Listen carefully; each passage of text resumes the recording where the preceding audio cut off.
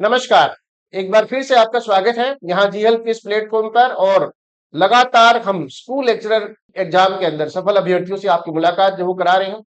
No doubt school lecturer exam जो है उसका रिजल्ट आए काफी दिन हो गए, लेकिन नियुक्ति जो है उनको अभी मिली है। कुछ बच्चों ने हो सकता है ज्वाइन कर लिया हो और कुछ आजकल में ज्वाइन करने वाले हैं। तो मेरी तरफ से उन सभी अभ्यर्थियों को ज्वाइनिंग की अग्रिम शुभकामनाएं।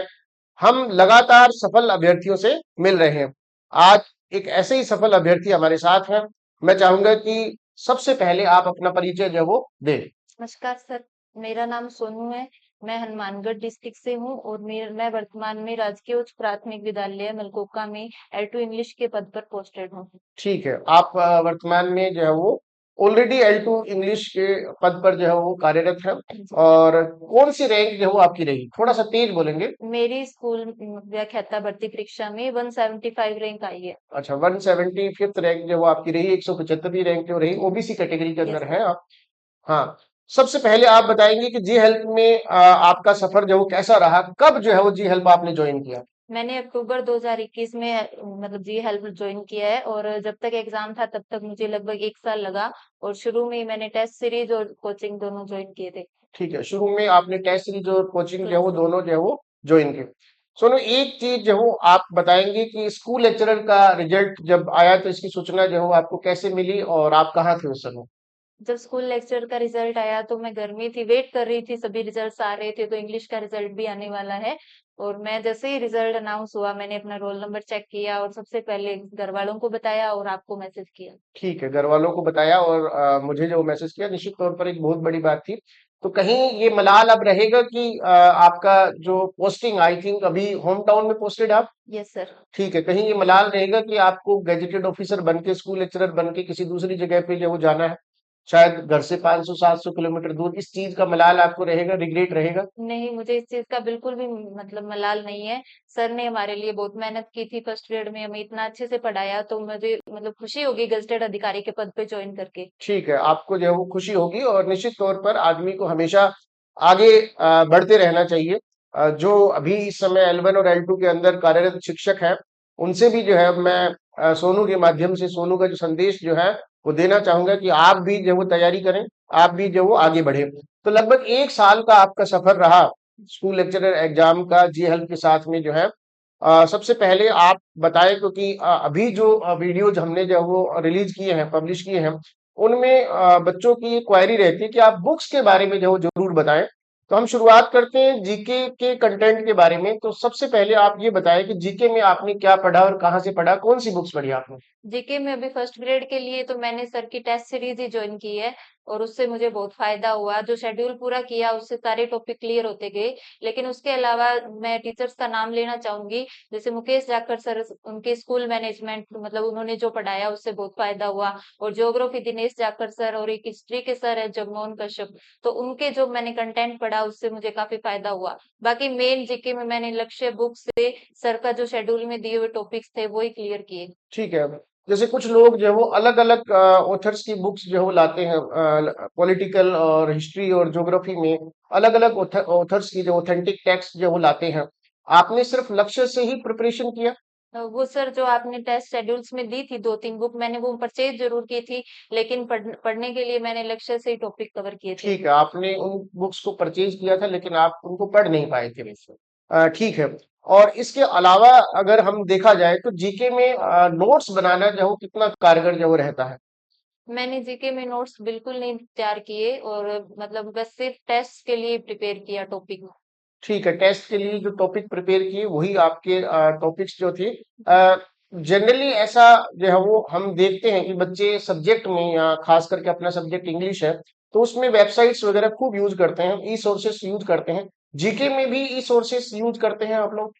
उम, किए हैं आपने? हाँ, थोड़े बहुत जीके में, जैसे इंग्लिश में सबसे पहले आपने बताया कुछ इस वेबसाइट्स के लिए, तो उसके बाद ही मैंने जीके के लिए मतलब इंटरनेट पे सर्फ करना शुरू किया। ठीक है, जीके के लिए भी आपने जो है वो इंटरनेट जो है उसका यूज किया। आपको लगता है आपको उसका कुछ फायदा मिला?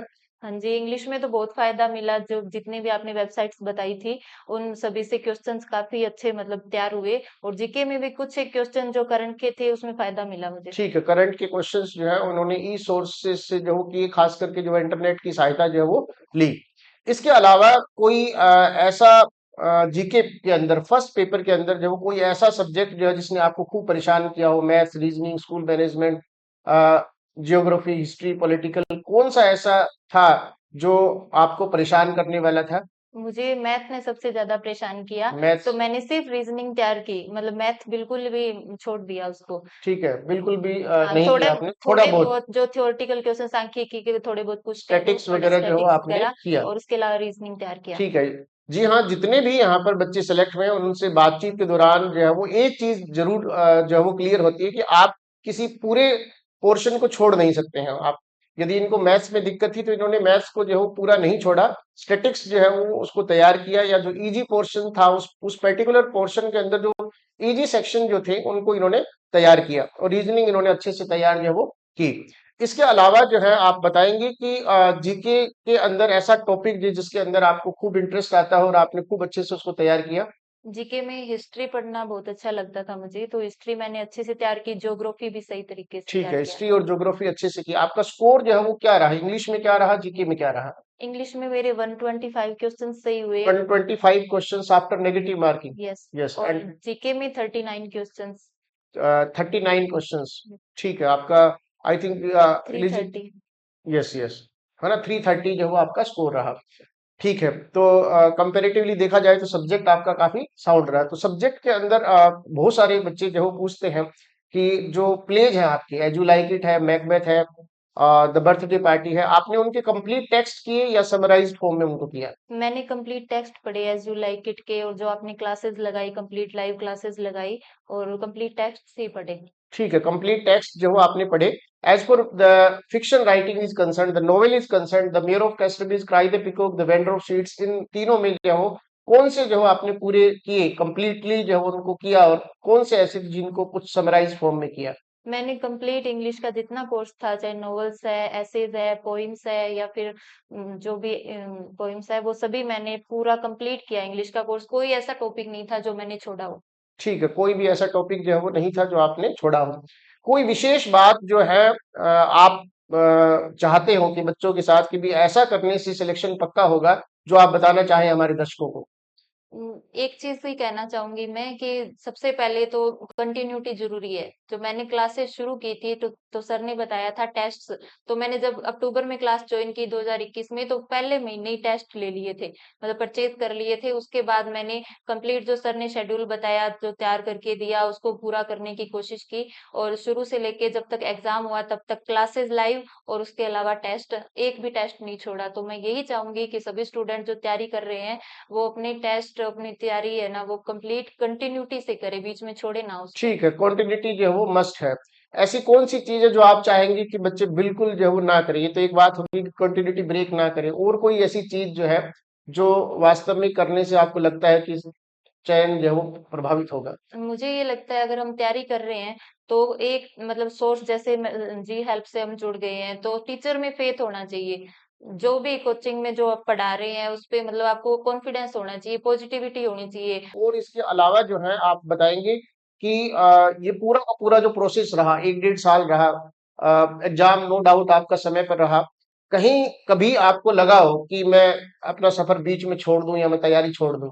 जब भी मुझे ऐसा कहीं भी लगा, अभी मैं बिल्कुल मोरल डाउन हो रहा है, तैयारी नहीं हो रही, या फिर एग्जाम की कोई भी टेंशन होती थी, हम बात करते थे आपसे उससे पहले ही क्लास में, जिस दिन ऐसे टेंशन हो रही है, अभी एग्जाम कब होगा या तैयारी नहीं हो रही, तो हमें एक मोटिवेशन सेशन मिल जाता था आपसे। तो मतलब मुझे कभी ऐसा नहीं लगा अभी तैयारी छोड़ देनी चाहिए। ठीक है, तो निश्चित तौर पर एक लाजमी सवाल जो है वो बनता है, सबसे पूछते हैं, आप अपनी सफलता का श्रेय जो है किसको जो है देना चाहेंगे? किन माता पिता, आपके गुरुजन, या कोई ऐसा खास व्यक्ति जो जिसको आप जो यहाँ पर मेंशन करना चाहे? आपका वीडियो देख रहे होंगे इस समय वो। मैं अपनी सफलता का श्रेय सबसे पहले तो गुरनानी सर और जी हेल्प को देना चाहती हूँ। ऑनलाइन क्लासेस थी, मैं जॉब लगी हुई हूँ, तो पॉसिबल हो पाया मेरे लिए स्टडी करना। उसके बाद मैं अपने माता-पिता, अपने गुरुजनों सभी को अपनी इस सफलता का श्रेय देना चाहती हूँ। ठीक है। अपनी मदर को मदर स्पेशली। को स्पेशली जो है वो हाँ। कारण जैसे कि उन्होंने बताया आपकी मदर अभी स्टूडियो में जो साथ है, उन्होंने बताया कि सुबह की क्लास के लिए वो आपको जो है वो उठाते थे। अगर सुबह की क्लास होती थी, कई बार पढ़ के थक जाते थे, तो मम्मी उठाते थे कि सर तो आ गए हैं क्लास में, अब आप उठ जाओ और क्लास लगाओ उठ के। ठीक है, आपकी मदर जो है इस चीज़ को लेकर के जो बहुत ज़्यादा अवेयर रहते थे कि आप अपनी क्लासेस जो है वो समय पर लगाएँ। तो निश्चित तौर पर हम बात कर रहे थे 175th यानी 175वीं रैंक के ऊपर जो है सोनू से जो है, और इनका जो है वो जॉइनिंग लेटर जो है वो आ चुका है।